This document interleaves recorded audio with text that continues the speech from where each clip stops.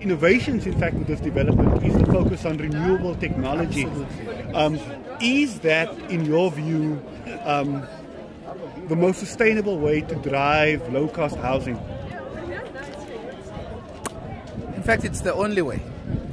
Renewable energy and alternative building technologies, it's one way that we must look at in terms of housing construction going forward. Because if you look at the impact of the global warming, the climate change, the power shortages that we're experiencing, it means we must find, different ways of making sure that we supply power, we respond to the challenges of climate change and global warming, etc. And in instances where we have done this, we have seen massive impact that has been made by those kind of methods. So I think there's no way. There's no doubt in my mind that this is the way to go. Do local communities like these here in Mfuleni, do they take ownership of these renewable energy technology projects? Because there is a concern that, if we go out and we build them, that, people will be walking off the solar panels and hot water geysers and so forth.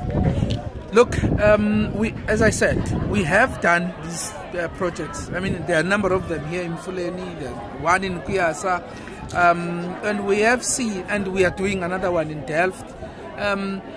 I think what we need to focus on is really awareness, and education, because where we have successfully implemented these projects, there's been acceptance from the community, even though initially when you start these projects, there's some kind of resistance because people are not very much aware of the impact or the benefits of using the APTs, but in areas where we have educated and raised awareness, people have accepted these, and that is what we need to do wherever we are going. And I'm quite confident that because we have done this before here in Mfuleni, it would not be a problem for these people to accept this way.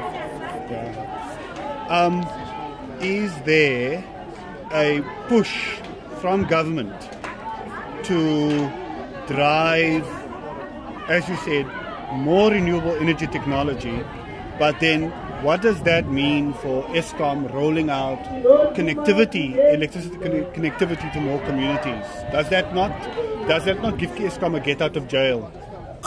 Look, the reality is that under this current government, we are going to experience problems with Eskom.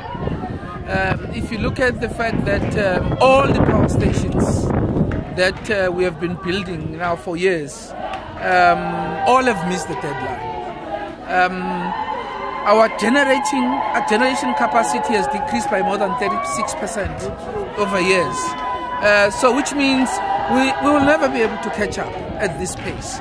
So if we don't meet the deadline to build a power station to supply electricity, that is telling us that if we do not come up with alternative, we'll continue to have these problems. So that is why we are saying we cannot sit and fold our arms and only complain about the challenges that Eskom is facing.